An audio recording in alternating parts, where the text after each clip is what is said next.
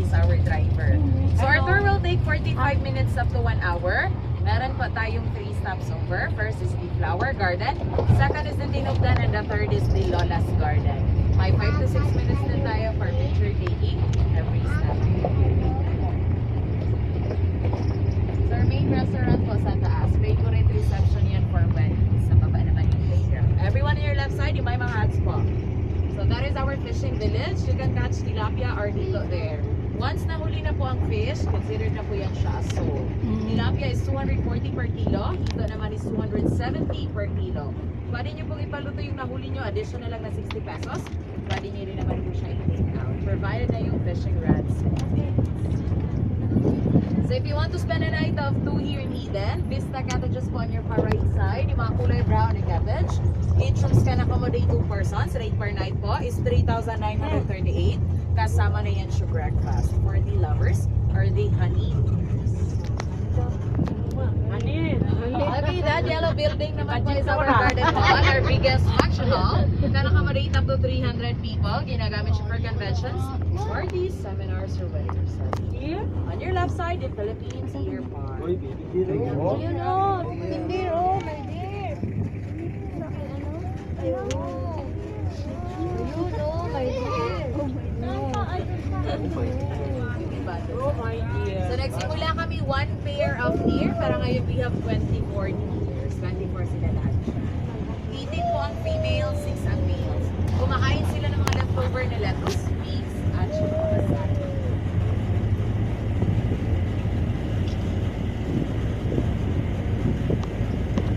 So this resort po was 80 hectares, 80 ang kabuuan. 60 of which are fully developed and 20 is undeveloped. Napakaroon ka rin po nila. Punta tayo ngayon sa vegetable garden.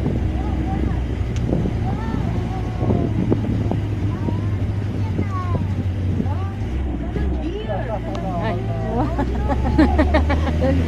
Sabi na kumata.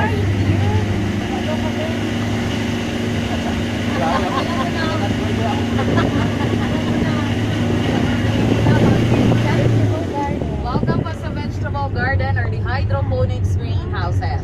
Hydroponics is a soilless way of planting, water working. Alam ko na kasi nakaset siya sa date. Unang lang yung ginagamit nila, 2016, pinapauterize para siya yung 2015. mag-hold ng harvest. Lettuce on this side. Mga pepper millet yan siya. So it takes 35 days from planting bago siya. Sarap ba ano? Red Napoy red? salad of lettuce. Daily siyang siniserve Napoy dun sa red. main restaurant. Organic din po siya lahat. Walang insecticide. Lettuce yan, Bibi. Oh, dami na. Uy, dami na nagkaunan. Meron din po mga kamatis or mga salad tomatoes. So it takes 77 days from planting bago siya i-harvest. May available supermarkets downtown. Just look for the green Eden seal.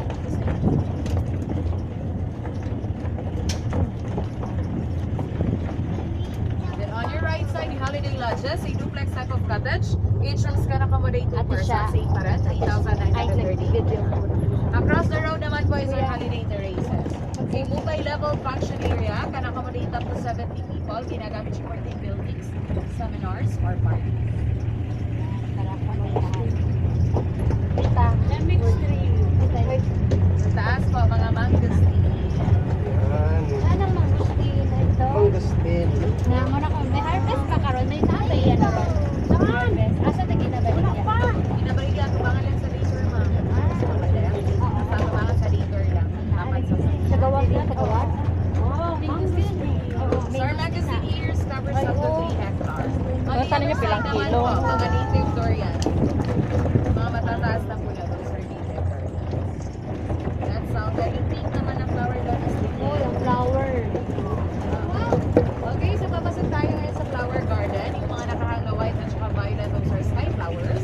On the other side are the jade vine. So welcome to flower garden. You can find local imported flowers. Oh, flowers.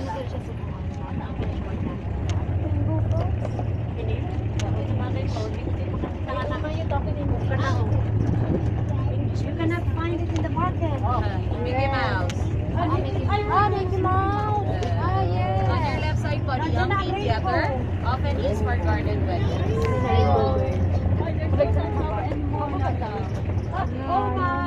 Garden wedding daw.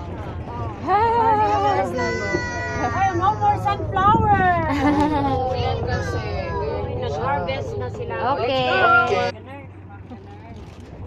Uma garden wedding daw. Kung sa inyo ang anniversary.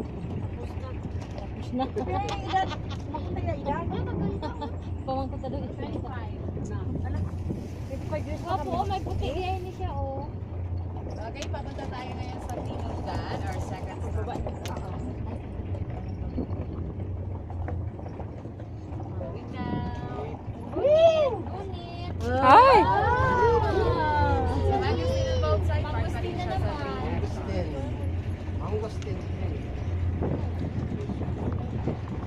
Dadaan po tayo ngayon sa Rainbow Pass. Each night has flowers. Yung mga flowers na papers sa palay. Ano kasi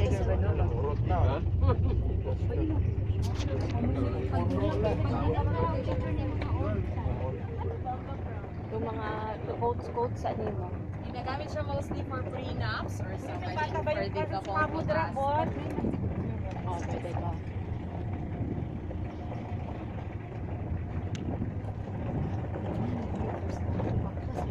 Okay, so nasa forest area na po tayo ng resort. Bawal dito mga private vehicles. One way lang kasi.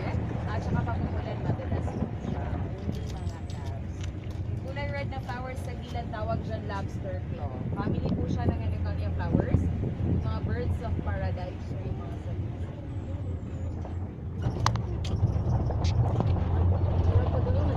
yung mga Hawaiian naman po, ginagamit nila to make furniture sa Chumani and house.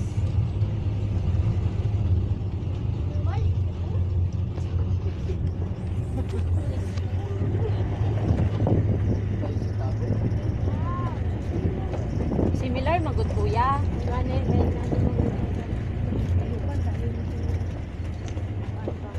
Continuation pa rin po ni magazine ng 300. Kung magtatanim kayo ng magazine, naabot pa siya ng 12 years bago siya mamuna. Pag-size yung gamitin sa pagtanim. Afterwards, lifespan niya po is 100 years. Kaya po ba po niya? Ano siya yung sa lahat po ng magazine sa resort settings, lahat yan. Nag-aasa? Pero di niyo po first time. Iba, yung iba.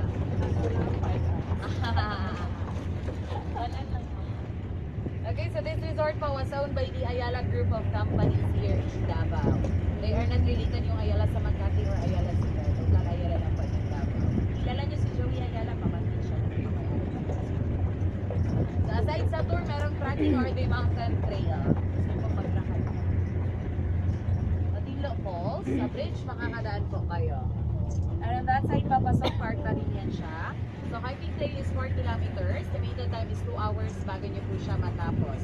Kung gusto nyo mag-hike, bibigyan lang ng mapa pero walang tour guide, kayo kayo. Makakadaan kayo. May mga malalaking bato kasi nasa kanan tayo ng Mount Talomo ngayon. A long time ago, Mount Talomo was erected. We said that before, Mount Talomo was actually higher than Mount Apo. Nasabi po nila na yung Mount Talomo mother siya ng Mount Apo. But because of the eruption, Mount Talomo lost its peak and now stands 8,770 feet above sea level. Yung Mount Apo naman po stands 10,331 feet.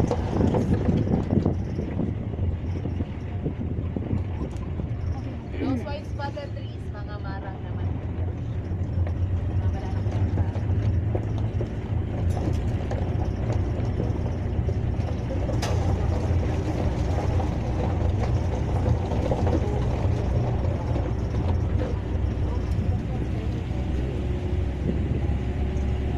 So bago na develop